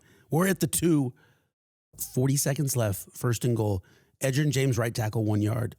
Teddy Bruschi and Mike Vrabel make the tackle. Edgerton James up the middle for no game. Bruschi and Rodney in the middle. The Indy calls the timeout. Next, Peyton goes for the back corner fade. To who was the guy? Aaron Moorhead. We're going Moorhead for our gotta have it play. Matchups. Not great. He was all about that. He was all about who he thought was the matchup. Marvin Harrison, though. He's pretty good. I good know, matchup. but with Peyton, he made everybody fucking good. Yeah. And then fourth and goal from the 1, 14 seconds left. This is the game right here. Willie comes What's the back play in the game. call? It was just a normal like goal line, whatever the coverage was. But remember I talked earlier about adjustments, and Peyton liked to wait till the clock runs all the way down before he switches the play. So I was always the end guy, the linebacker. The linebacker, as you know, was never in coverage on our defense. We would never be in coverage or drop. We was always the end guy, contain guy coming off the edge to rush. So they had, I think, a slot over to me on my side. So I stood up and I turned my back like I was in coverage to Peyton, and he saw me, and you see him right away. It's like, I don't know, 12 seconds, whatever the case may be. He does the audible. He does what we know Peyton does. And he moves Edgerton from this side to my side because it's a soft edge. The D tackle is inside. I was the outside guy. So what they were going to do is they was going to crash down on the end and they have a soft edge. And Edgerton was just going to run it in. They were going to run me off with the receiver. But I was never in coverage. I was disguising. So I waited all the way until the clock got down to like 3 or 4 seconds where he couldn't change the play back. And I turned back in. If you see it on tape or you see the game, I turned back in and I just hauled ass off the edge because I was never dropping. I was just disguising, but it forced him to see that. It was like, oh, I got him. There's nobody on the edge. We'll seal the edge. Easy walk-in touchdown for Edgerton. But me and Ted Washington made the play. He saw Washington swim. Oh, man. Got in. He swam and got in. He saw me. He tried to go more inside, but he couldn't because Big Ted was in there. And we pretty much tricked like one of the best ever to make those adjustments and audibles into calling a play that we wanted him to call. Where did the disguise come from? Was that just gaming in the moment, or was that like a play we call? Always did. It's always about disguising. The gamemanship? In the game and just moving around. We were always about disguising, especially when we played Peyton, because you could not let him see what you're in. Coverages or nothing. You couldn't just line up in what you're in and give him the whole entire play clock to look, and because he would change the play and he would go at where he needed to be. Like you said, why Moorhead? Well, at that time, that was probably where the advantage was for him. So when we played them, and we were like the first to start doing this against them, and like I was telling Jules, like later you start to see Baltimore, how Ed Reed would come all into the formation and run out last second. All that was because we did it, because we knew we couldn't let them see what we were in. So you're in that moment, you do that little disguise, he moves Edgerton James over, you're like, I fucking got him. In my head, I was like, we got him. See, like right here, you think I'm in coverage, but you see the cornerback up there right there. So if you see an outside guy like me standing up and I'm pretty much walked out to the slot, because we played a lot of cover 2. Cover 7 right there. Where you double the slot. Yeah. He gets the inside, you get the outside. Yeah, like we would funnel him, right? I'd take inside, he'd take outside. What do we call it? Funnel one funnel or whatever the case may be. But to the rat. The thing is, I would never cover a Reggie Wayne or a Marvin Harrison one-on-one ever. We would do that with tight end and backs. So he was thinking two zone. He's thinking by my stance and how I'm up that we're funneling probably that receiver. I got inside, and who was that? Ty maybe. He's got outside, or whoever that is on the slot. He's got outside, but I never had coverage. It's just little things like that you had to do against Peyton. Because you have to, because if you don't, the score is like it is, and he can run off 30 points, 28 points like that. Is there anything better as like a collective defensive unit than a goal line stand like that? 4 downs. Yeah, I mean, you don't want to be. It's not ideal. I'm not gonna lie. It's not ideal to be down there against a good team, offensive team. You know, if you're keeping teams out of the red zone, that's probably the best because it shrinks everything. It's tough down there. Teams scheme really well. I watch these guys scheme these rub routes and all the stuff that you can do down there. It's just tough. It's tough for a defense. There's so much you got to prepare for. And you got to think quick. You got to think quick. And you got to, for goal line, you're taking more of your skill guys out and you're putting bigger guys in for the run and the physical part of it. You know, so if you got guys on offense that are versatile, tight ends that can run routes, you put big guys in, now you got them covering them. You got smaller guys covering them. And then if you bring the big guys in, now you got a mismatch because you got athletic guys against big guys. You bring little guys in, you bring them in to block, and now you can run the ball at them. So it's always a game of, you know, like chess and like adjustments and personnel. And when you got guys that can do so much, it's hard to sub and think you're going to get one particular play because there's so much that can come off of it.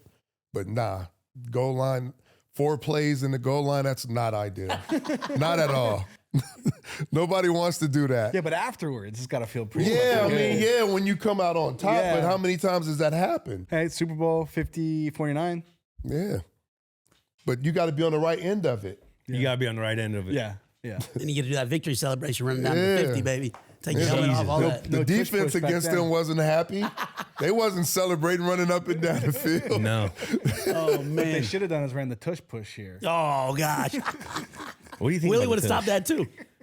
I don't have a problem with it, man. Like I think when you design something and you create something, teams got to figure out how to stop You it. see what B-Flow did? He put the guy lying down. What we doing, Flo? The door stopper. I didn't get that. Hey, buddy, part. you got a great job this week. Right. We're going to lie you down there. There's going to be these guys trying to probably break your ribs, Just getting run low on over. you.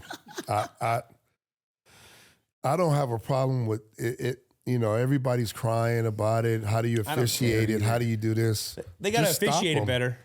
You can't call, if you're going to let them, that forward progress one, what they call When it, they push where them the guy in? pulled it from him. Right.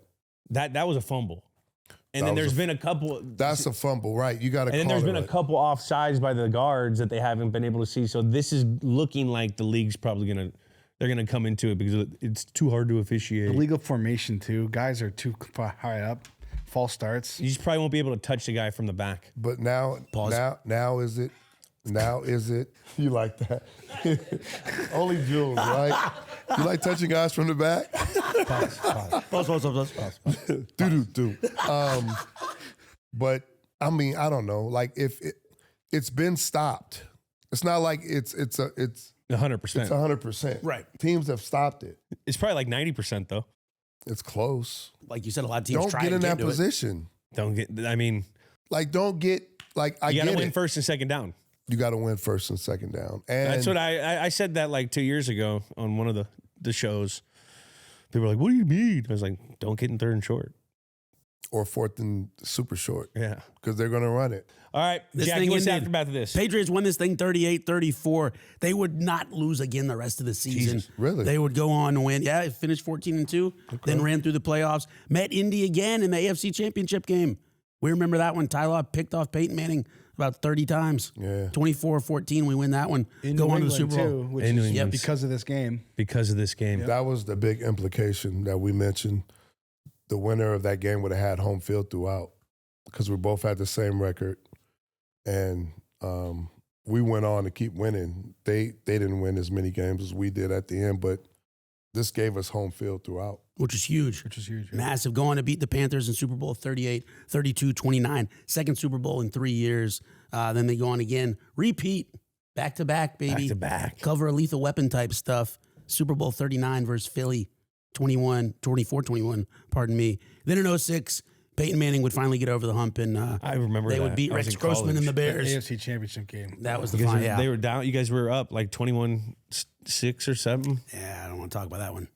That was crazy. It And they brought in was in everyone. Miami, right? Rainy game. Yep, down there. Dungy versus Caldwell. Yeah, it was, damn. The AFC Championship game was the Super Bowl then. Yeah. You just Rex Grossman and the Bears. I was gonna say like I don't know who picked Rex for that to win the Super Bowl. They had a good deep. They had a great Right. defense. Floyd Mayweather. Urlacher, all those guys. Yeah, but I don't know who picked Rex. Like don't know, I was man. watching, I was just like, I don't think he has a shot. No. You got to have. Devin Hester, though. No, I know that was exciting. Yeah. That was it. That was it, right off the kickoff. Yeah. That could have been another one. Man. You always have those. I think about the losses more than you think about the wins You do. But you have to win a lot in order for that. in order for that. You have to win a lot. Wow. Should we score this thing? Let's score it and name it. We came up with some names, Willie. If you have a name that you call it by, we can go by that. But this is what we came up with. The goal line stand game, the longest yard, which is kind of maybe taken by that Super Bowl In the movie. And and then in a movie. The 1 yard short game, the Willie McGinest game, not today in the RCA. I like not today in the RCA. Not today in the RCA. they were pumping like that that. noise in there. Yeah. Did they pump the noise in? They Bill say used they to say that. Bill used to say that. I didn't even think about it until they started telling us that. I It thought it was was loud. always. It's always loud in domes, though. Not all. I remember playing. Detroit wasn't loud. Yeah, but Didn't they were used never to be good. loud. Yeah. Thanksgiving, when you play in there, Thanksgiving is festive, it's loud. Yeah, but it was but- never like really loud. We're like, It wasn't Indy versus Patriots. That's true. I remember we went down to New Orleans once, and that place got that place rocking, is loud. Yeah. rocking. And they had like the umbrellas and shit in Yeah. there. It was fucking Parade like some going on. voodoo. They beat the fuck out of us too. It was the year they went out and won the Super Bowl. He said some voodoo. Yeah, dude, it was some of the coolest shit. I'd never been down there at the time. All right, let's score the game. Is this the greatest game of all time? Let's score it. Just remember, decimals are encouraged in the scoring. Stakes, Willie Mac. 0 to 10, decimals encouraged. The stakes of this regular season game that had a lot of playoff implication game, but regular season game. Yeah. I'll give it a 7. It's a good integrity score. Yeah. Because we didn't really know until we actually got, to that point where it made all the difference. We still had a lot of football left. Yeah. I'm going to go with a 6.8. I got a 6.1. We're in the same region. That's 6.5. Nice. We're all close. Star power of this game. A lot of stars in this game. There's some Hall of Famer. Yeah. They got a lot more Hall of They Famers got than a us. whole lot. To be fair, Bill and Tom will be in soon. So add 2 more of the Patriots, but And then Rodney could possibly. We Yeah. got some guys that could possibly. Adam Vinatieri. he should get Should in. be He in. should probably be in get this in. year. Yeah, we'll be close. I'll give that a 10. Hell yeah. If you got 5 and 5 on each side And coaches. And Hall of Fame coaches. Hall of Fame coaches. coaches, Yeah. 2 Hall of Fame quarterbacks. and owner, Yeah. Irsay's, Mr. Kraft, yeah. Crafty. yeah. I mean, it's a 9-2. There's a lot of I grew up watching these. This was the cream of the crop. This Had an was 8.9. At always the 8.7. biggest regular season measuring stick game of who was going to be the AFC that year. That's what I always think. The gameplay of the game, great game. Oh, fun to watch. I mean, down to the final second. defense, goal line stand, a lot Special of teams, turnovers, we didn't special talk- teams. yeah. Everyone fucking had a contribution in this game. Yeah. What's the gameplay? 0 to 10 decimals. I'll give it a 9. 9. I'll go with a 8.7 for Gronk. Okay. Hates the Colts. Nice. He hates the Colts. At an I 8.4. don't know why. He because of you guys. Like there was a hatred for the Colts, It was? and we didn't even play them like that as much when Peyton left. Nah, not as much. But they had Andrew Luck, and they were still a good football team. Still were good. He took over the Yeah. hate. They were really Andrew, good. yeah. Man, Rob might hate him more than anybody. Yeah. He really hates And I don't think he ever Colts. lost to him either. I don't think so. Yeah. Yeah. I had 8.1. Nice. At 8.4. So we're all in the same region. Look at us. We're scoring like pros today. The name of the game. We grade the name of the game, the not today, and the RCA game. I like that. That's a good name. What is the name of the game? I'll get that at 8.7.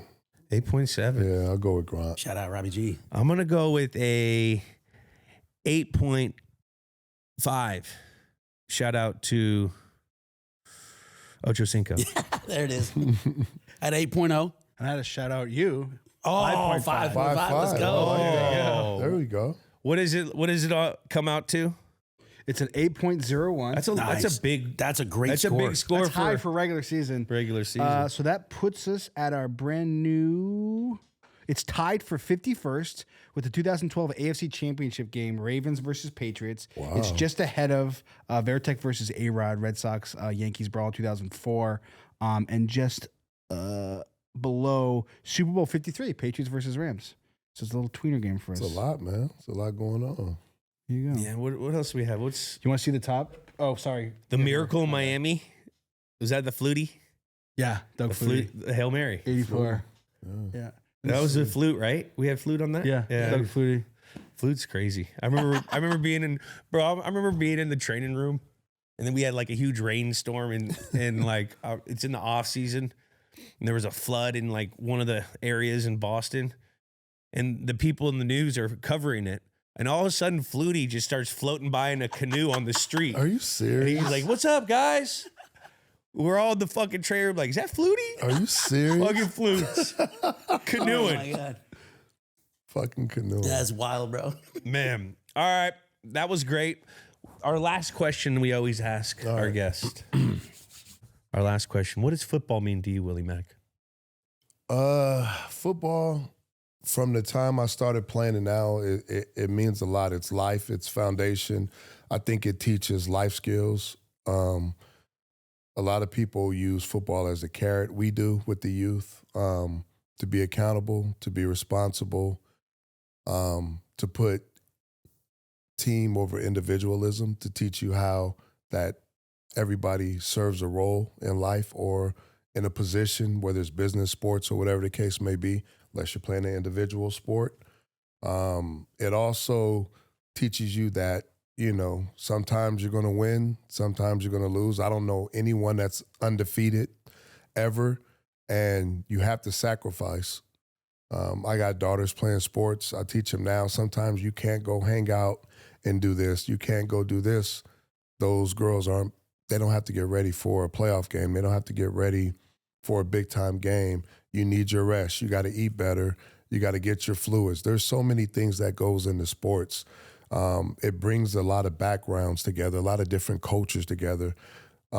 People you may meet and interact and play with and sweat with and work hard with that come from so many different places you learn about that you probably would have never have in life if you didn't play a sport. To be in the same locker room together and to be around them. You spend more time with athletes more than you do sometimes your family when you're in the thick of it. And you learn a lot. You learn about yourself. You learn about other people. And I think football brings the world together. I love that. Best answer we've gotten. That's the best answer we've gotten. There's a lot, man. There's a lot. It's deep. You know, I think it's super deep.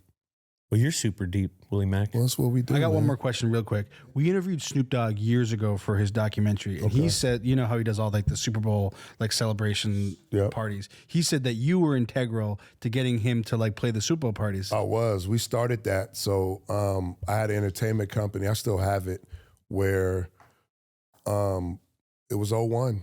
I was the one who got Snoop to come out and perform because Mr. Kraft is known for bringing in the big time artists. But we bought in, let me tell you what we bought in. We bought in Snoop. And from that time, Snoop was always performed at our Super Bowl after parties. But we also bought in Kanye when he had the single, The Wire. And you know who his hype man was? Who? John Legend. Wow. So you had those three? His hype man was John Legend, bro. Man. And Kanye performed that single, The Wire, because I was friends with some people at the label, so they got him to come in. We got him. And then Snoop was my boy. And Snoop had started the SYFL and the youth football. And I was just like, Mr. Kraft, he should come in and perform. If we win, Snoop Dogg's going to come perform and da-da-da-da. They worked out the business. And from then on, Snoop has been like family with the Patriots and performing at the post game. How was young Kanye West back then? Awesome. You talked to him? Awesome. Yeah. Kanye Young. That's when he had just Kanye can perform no matter what. Yeah. However crazy he is, that dude is so He's a genius. He is. And it was, I think his single was The Wire at the time. He had the broken jaw. because he was spitting And through John the jaw Legend wire was the shut. hype man. We didn't even know it then. Like, we didn't even know he was coming up. We were just like, he's the hype man. He's the So the and it's John Legend. early Patriots are basically like Saturday Night Live. They give all the early. I mean, we had bands. Kid really, the Rock. bump. We've had Kid Rock. We had Rick Ross. You know, we've had everybody. But We you had got Earth, Wind, and Fire when we lost. Damn. At 11. to the fight. That was a slow. Sitting there licking your wounds. But you know what? To have all those performances means you got to be going to Super Bowls. That's the caveat to all that. Yeah. If you're not going to Super Bowls, nobody's trying to plan a Super Bowl after party. We were unbelievably blessed and fortunate. Absolutely. The longer you're out, the more you realize that, because you meet so many other athletes. They put in the same work as you.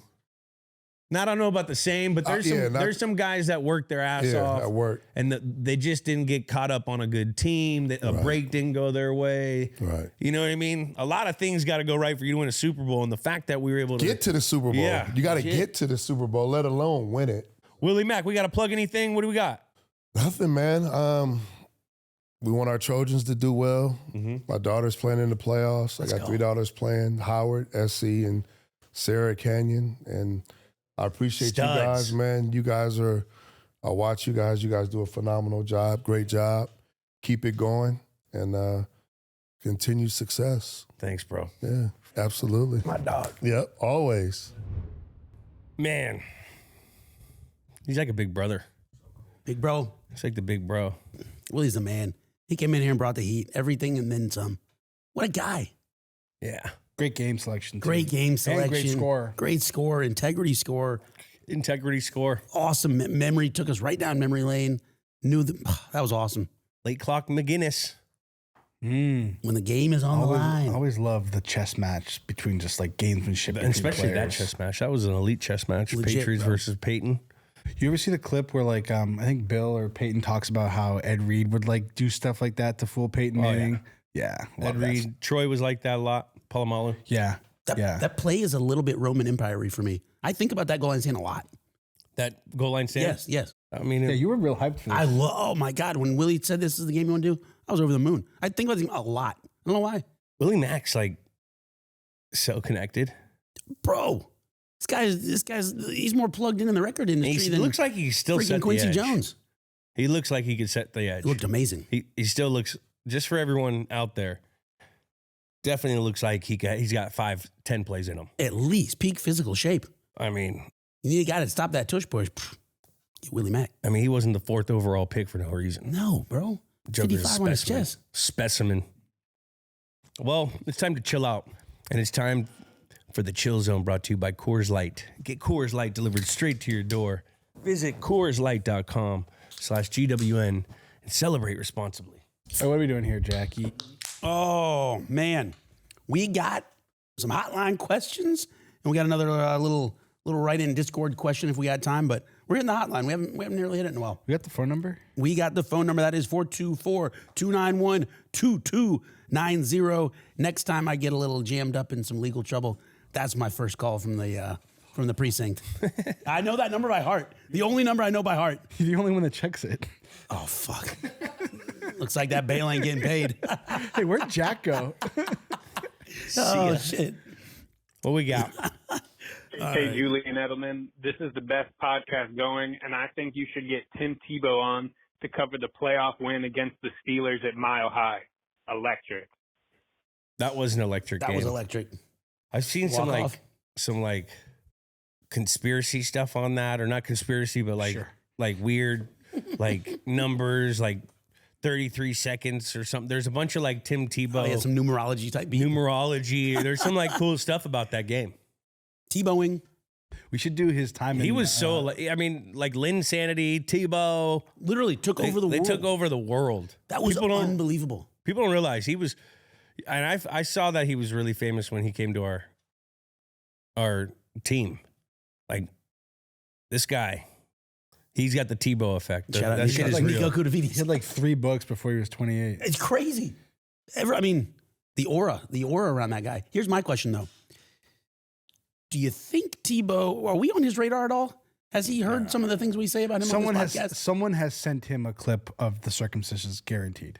I was going to try to not go to that. I know, I'm just curious. But since we did. Now's the time. You're not going to go there. Every other show, every other 150 episodes we've done of this show. Hey, we want Come to make on, this caller give him hope. he's cool with the jokes. I've seen it firsthand, I think. Would he come in? You think if we invited him, he'd come? I don't know. He's pretty big time. I know, he is pretty big time. Jack, you should DM him. I'll DM him. What's up, Timmy? Never hurts. Yeah.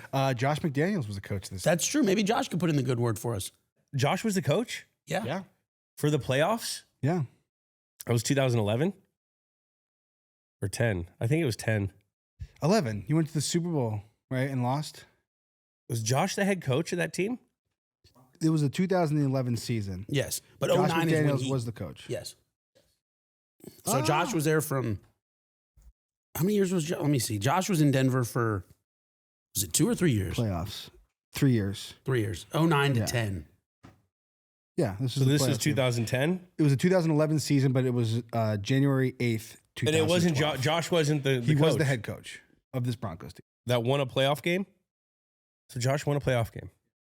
Wait, was he not gone by then? He was there still? I This think was he his was second gone. year. Okay. No, I'm looking at it right now. That's pretty crazy. Oh, but hold on. But yes, was Josh the coach? Yeah, that's what I mean. I'm looking at Tim Tebow. Motherfucker. I don't think he was. John Fox. It was John Fox. Yeah. Sorry, my bad. That's guys. on me. That's on me. I thought it was Josh. And they went and Because he got fired Peyton. the year before. Yes, and then Yes. he was in St. Louis this year My in bad. 11. My bad. Sorry. And they came to us. I'm getting all tripped The up. playoffs, I think. We're in the chill zone. Billy was leaving. We're chilling, bro. We're chilling. Hey, Jules. My name is Wayne, and I'm from PA. I just wanted to call in and tell you a funny little story. I'm currently 26, and when I was 16 going to go get my driver's license the night before, I was very nervous, and I decided to watch Julian Edelman highlights to hype me up the entire night, and I ended up passing my test, and I gave all the credit to you. I know that makes no sense at all, but nah, man, I just wanted to call and tell you you're my idol, and thank you for all the memories on the Pats, and it's nice seeing you on the podcast. Keep doing well, man. Okay, bye. No dream is too big. Well, that's funny because that's what Jack does before shows he's worried about. Oh my God. That's awesome. Hey, fuck a cup of Folgers, baby. I start my day with JE11 highlights. Get out of here, my guy. baby. Recently on the plane, I watched a 45-minute cut up of just Gronk highlights. Nice. Oh my God. Insane. The stuff that you forget that he did, absolutely fucking insane. I do that every once in a while. Yeah. I'll watch Gronk highlights. What are the last, Kyler, you said Gronk. Jules, who's the last guy's highlights you threw on? I think And just literally Gronk. Really? Yeah, it's been on my algorithm. I get served a lot of the Fire. Yeah. I think I was watching some, watching some Yao Ming highlights not that long ago. Yao Ming. Yeah, always fun. It's kind of a go-to standard.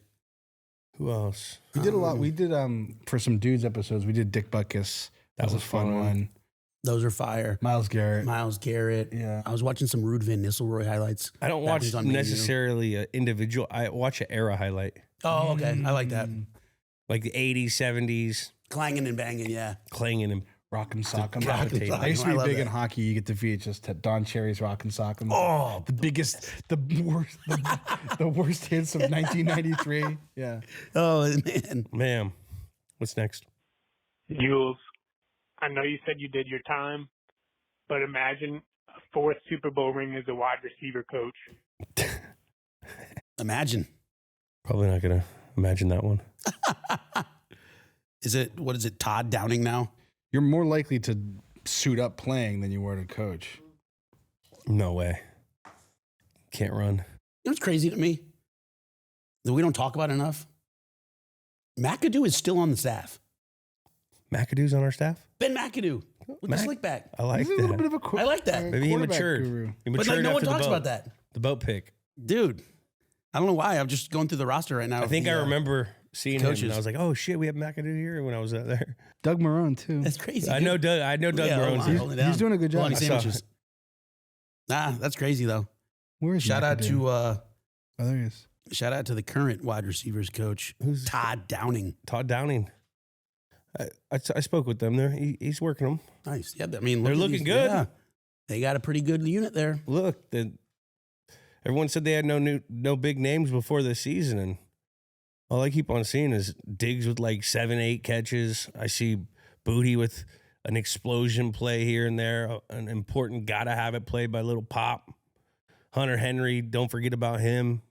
Like, they're distributing the football around, and they're making the plays. Austin Hooper. They got guys, man. I like it. Hooper. Good committee. Hooper's made some big plays, too. Booty might like lead the league in like air yards. I was just going to say. He's had some big, like, long touchdowns. And they're A all lot just of like them. 40, 39 yards, just like no yards after catch. He's been really good. Yeah. I He's mean, been really good, man. LSU. He was the number 7 guy, right? I remember Josh talking high about him.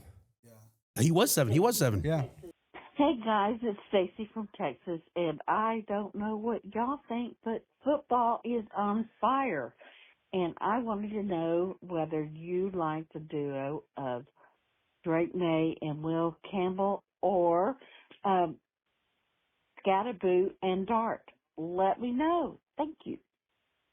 Well, thank you, Stacy from Texas. Stacy, she's a great caller. I love Stacy. She always comes. She always comes with some ball Is she knowledge. like a teacher? Yeah, she knows ball. Yeah. Stacy knows ball. She teaches ball at Austin. I like big men. You know what I mean? Yep. Drake May's big. It's on record as saying. Did you see him next to Gronk in that interview? Didn't look small. Mm-mm. That means he's big. I like that. Yep. And then I met That's how Will that Campbell. works. He's large. Yep. I like I'm in the linemen. Nuthouse. I want a lineman in my duo. Yeah, I'm with you. I need one lineman. Yep. I love Scatterboo and Dart. They're fun. They're energetic. Their energy and they're having, unfortunately Scatterboo's hurt. I And hate that that was for him. disgusting to watch. Yeah. But, I'm going to go Drake May and Campbell. I'm with you on that one. I like these fun young duos in the league right now. Yeah. Got a lot of them. What are some other good ones? Let's think. Cam Scatterboo, Jackson, Dart. You got Will Campbell, Drake May. You got, Adunze, Caleb. Roman Caleb is really fun. They're on a little page. I don't know that things are going that great down in Washington, but I like the Jaden Daniels and some of his guys he's got down there with Tebow, and then he's got About what's his name? My man, Scary Terry's fun, but hadn't been But going two great. young guys. Yeah, too young. You got to be too young. They came in together. What do you got, Kai? You got anybody? I don't know. Oh, you got down in Houston, Stroud and And and Collins. Tank and Collins. Those are fun. I don't know. I'm trying to think here. That's good Two enough. young That's guys. fine. Yeah. Send us Close some enough. young guys to compare. Yep. Jules likes big guys and young guys. Yes. Come on, guys. Big young guys. I like it. And then we got our last one here. This one comes from the world of Discord. It is a question that has also been going viral. This is from David M. If you could delete one sports memory from your brain, what would it be? Delete. Hit that Men in Black. Choop, delete. No, it's just the memory. Just the It memory. still happened. Still happened. Oh, it doesn't take the play away? No, it still exists. You just don't remember it. So a couple of your plays, I'm sure, are already in this category. The stumble bump from youth football. I would say there's a Chiefs where my last year playing, I like bobbled a ball and I think Honey Badger picked it and pick sixed it. I think. Fuck, I forgot about that. I don't like that one. Delete. What about you, Jack? All of Notre Dame. Oh, man. No, I like some of the Notre Dame memories. I like some of my Dummers memories. Shout out Coach Marcus Freeman. I think there is a play from the NCAA tournament, Davidson-Marquette, 2019, sorry. We ended up blowing that thing, threw it away. Damon Brooks throws it out of bounds on the baseline, OB, inbounds pass. Marquette gets it, side OB, comes down, scores, wins the game. I passed out after. I literally passed out. Like, just my body just shut down. I wish I could forget that, but I can't. But you actually passed out? I literally passed out, woke up the next morning. The next morning? The next morning, I was like, out in my dorm room. Crazy, man. That's one of them. That's an underrated one. Of course, the helmet catch. Of course, the Manningham catch. But that's one. That's a deep cut for you. Sound like my dad after too many Nicorettes.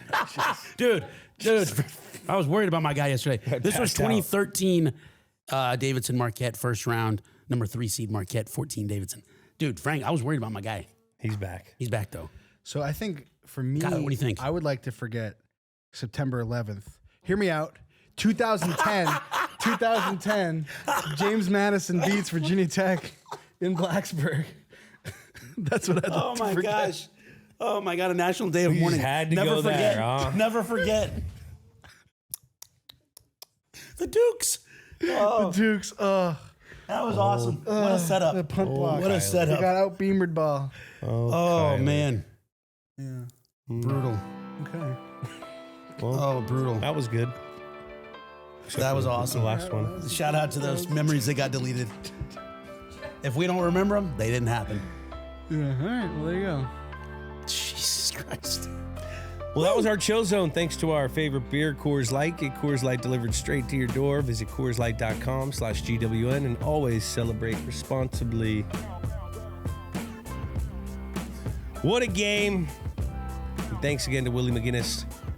That's been another episode of Games with Names. Subscribe on Apple Podcasts, Spotify, or wherever you listen to podcasts. Comment a game you want us to do. And remember, Rate and review. leave us a 5-star review on Spotify while you're there. Remember to follow Games with Names on YouTube, Instagram, X, TikTok, Snapchat, and Discord.